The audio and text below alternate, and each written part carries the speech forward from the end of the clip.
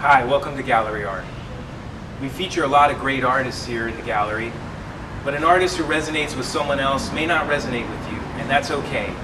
Today, we're going to take a quick look at some of the featured artists here in the gallery and get a brief introduction to what their art is all about. But don't worry, there won't be a test, and it's just for fun. So come on in and we'll take a look.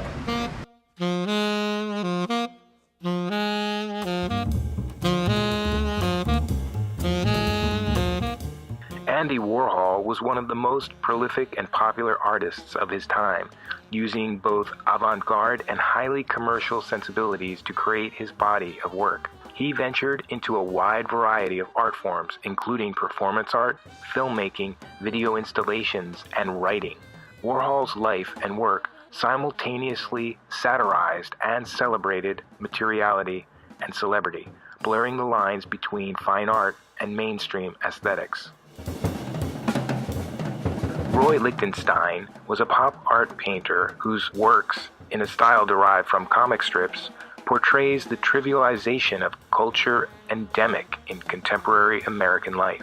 Using bright colors and techniques borrowed from the printing industry, he ironically incorporates mass-produced objects into highly sophisticated references to history. His work provoked debate over ideas of originality, consumerism, and the fine line between fine art and entertainment.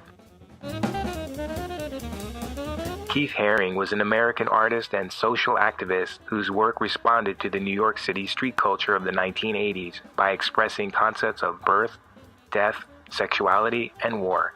He captured the imagination of New York with his simple, chalked characters of radiant babies, barking dogs, and odd spaceships. Haring's imagery has become a widely recognized visual language of the 20th century. Robert Indiana, one of the preeminent figures in American art since the 1960s, has played a central role in the development of assemblage art, hard-edged painting, sign painting, and pop art. Indiana has created a highly original body of work that explores American identity, personal history, and the power of abstraction and language, establishing an important legacy that resonates in the work of many contemporary artists. Tom Wesselmann was an American painter, collagist, and sculptor who was best known for his stylized female nudes. He created art that combined commonplace, real-world items with historical portraiture, often focusing on the reclining female nude, which featured flat shapes in an intense palette. Wesselmann also played with ideas around sculpture and metalwork, in which he shaped canvases and cut metal to create abstract, three-dimensional images.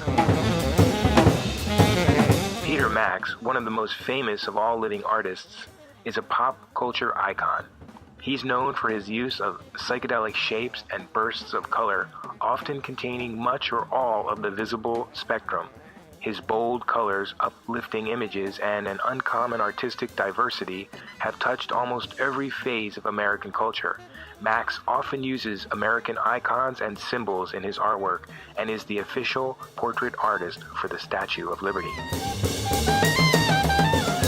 Pablo Picasso was a Spanish painter, sculptor, and printmaker who is considered to be one of the most influential artists of the 20th century and is the co-creator of Cubism. Picasso had an interest in subject matter of every kind and demonstrated a versatility that enabled him to work in several different painting styles. His Cubist work approached abstraction but always retained objects of the real world as subjects, including guitars, violins, bottles, and figures. Salvador Dali was a master painter, sculptor, and filmmaker, best known for his striking and highly unusual images.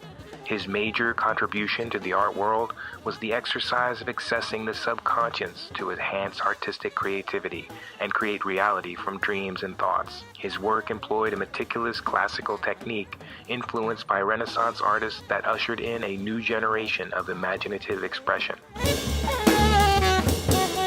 Mr. Brainwash began his career video documenting street artists and became fascinated with the role of street art in modern culture. He was drawn to the immediacy, impermanence, and the danger of street art. His work is a cavalcade of styles, themes, and subjects, having a tendency to throw cultural icons into a blender. His personality is as much a part of his allure as his paintings and sculptures.